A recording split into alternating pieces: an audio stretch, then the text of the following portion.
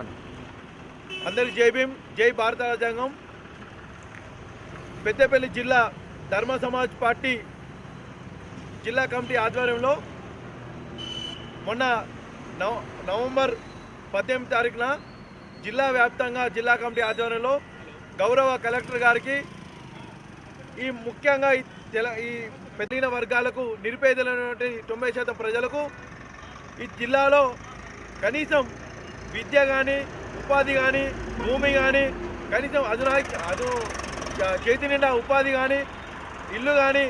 భూమి కానీ లేకుండా ఈ 90% ప్రజలు చాలా అష్టకష్టాలు పడుతూ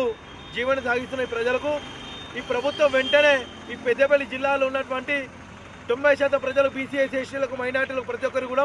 ఉచిత విద్య, భూమి, ఇల్లు అనేది ప్రధానంగా 5 డిమాండ్లు ధర్మ సమాజ్ పార్టీ ఆధ్వర్యంలో గౌరవ పెద్దపల్లి జిల్లా కలెక్టర్ గారికి అందించడం జరిగింది. కానీ ఇప్పటికీ 7 రోజులు కావస్తున్నా కూడా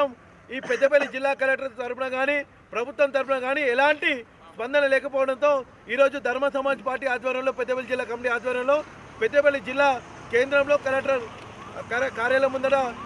రోడ్డును దిగ్బంధం చేసి ధర్నా కార్యక్రమం చేపట్టడం జరిగింది. ఈరోజు కూడా మళ్ళీ వినతి పత్రం ఇచ్చి గౌరవ కలెక్టర్ గారికి ప్రభుత్వం తరఫున విన్నవించిన ఏంటంటే ఈ ప్రభుత్వం దిగి రాకపోతే 100% ఈ